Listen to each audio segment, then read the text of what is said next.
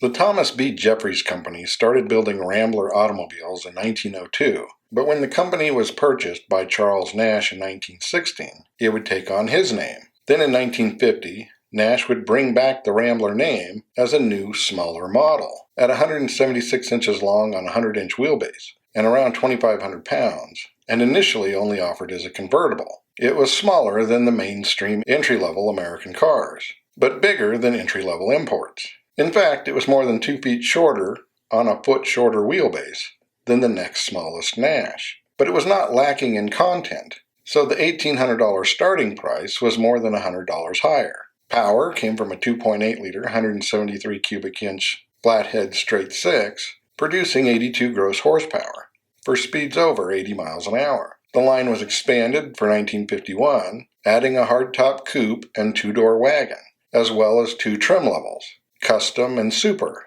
and road tests had the car achieving better than 21 miles per gallon. Features increased for 1953 to include a standard AM radio, available weather-eye climate control, and 2-tone paint. A panel version of the wagon also became available, with sales having climbed over 50,000 from less than 10,000 its first year. There was updated styling for 1953, credited to Pininfarina, and looking more like the bigger Nash models. The 6 now came in 85 horsepower 3-liter 184 or a 90 horsepower 3.2-liter 196 that only came with the newly available Hydromatic. Sales for the year were nearly 32,000, of which only 9 were the panel wagon. 1954 added bigger 4-door sedan and wagon models, 185 inches long on a 108-inch wheelbase, but standard content was reduced to lower prices.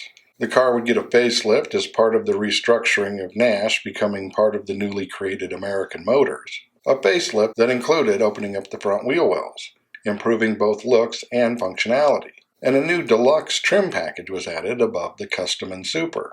It remained the leading American car in mileage, averaging better than 27 miles per gallon in the mobile economy run. But in 1956, there was an all-new bigger Rambler, sold through both Nash and Hudson dealerships. Only offered as a 4-door sedan, hardtop sedan, or wagon, it was 191 inches long on a 108-inch wheelbase and 3,000 to 3,600 pounds. It would use an overhead valve version of the 3.2-liter for 127 to 138 horsepower, with Nash selling just over 65,000 and Hudson 20,000. It was still called a compact, but many consider it to be the first American midsize car. Then Rambler would become its own brand for 1957, still sharing Nash and Hudson dealerships. Models would be the 6, the V8, and the Rogue. The V8 used a 4.1-liter 250, producing 190 horsepower, making for a reasonable performer. But the Rebel used a 5.4-liter 327 with 255 horsepower, making for a low 18-second quarter mile, and some would consider it to be the first muscle car, and it started at only $2,800.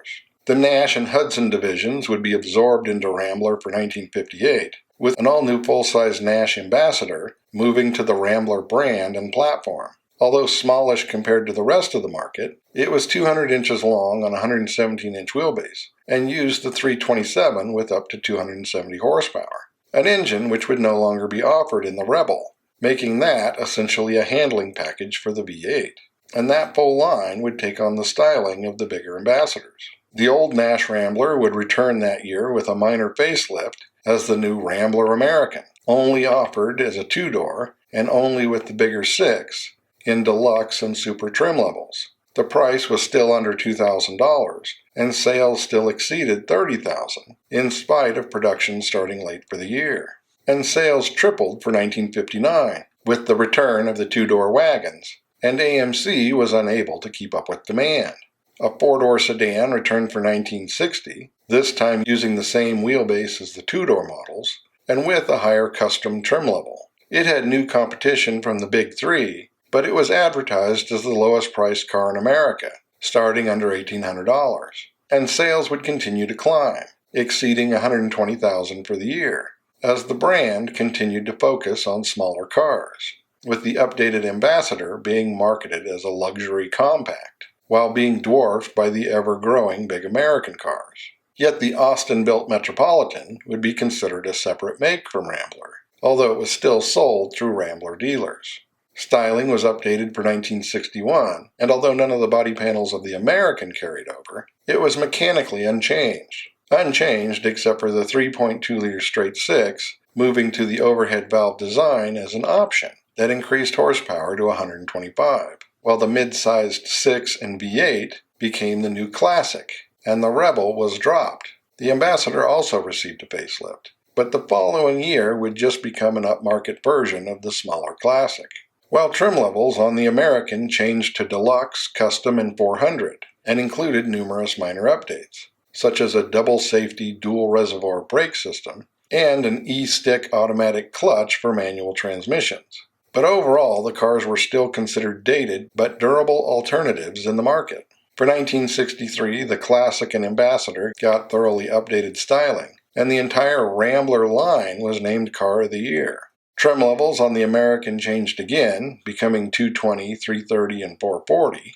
A two-door hardtop returned, and there was a new twin stick option, a feature that allowed an overdrive high range to be added to second and third gear, effectively making it a 5-speed, while a more powerful 138 horsepower version of the 6 became available. There was an all-new American for 1964, bigger at 177 inches long on a 106-inch wheelbase and 2,500 pounds. Once again, engines carried over, although an 135 horsepower version of the 6 became available. But AMC was trying to move away from its economy car image to compete more directly with the big three. So the restyled Classic and Ambassador of 1965 got bigger, with the Classic being 195 inches long on a 112-inch wheelbase, and the Ambassador 200 inches long on a 116-inch wheelbase, each with their own distinct front styling.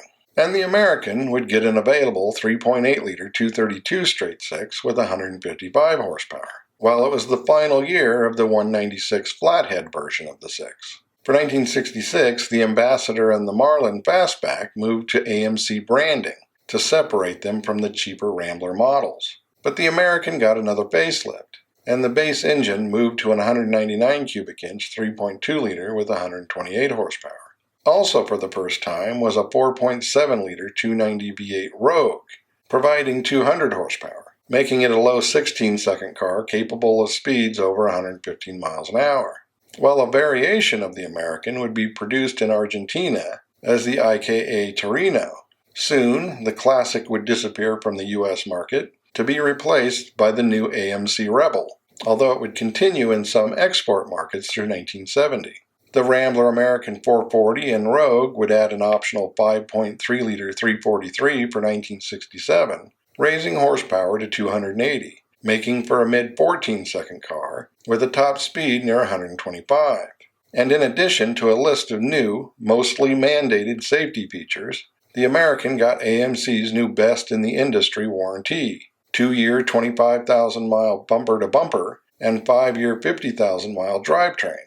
But AMC also announced the discontinuation of costly annual styling updates, although the 68 model still saw minor trim changes, as well as some decontenting of the base model, no longer called the 220. For 1969, the car became the AMC Rambler, essentially bringing it full circle, and it was the last American-made compact to be offered as a wagon until 1976. The big news for the year, however, was the new SC Rambler, or Scrambler, or Rambler Supercar.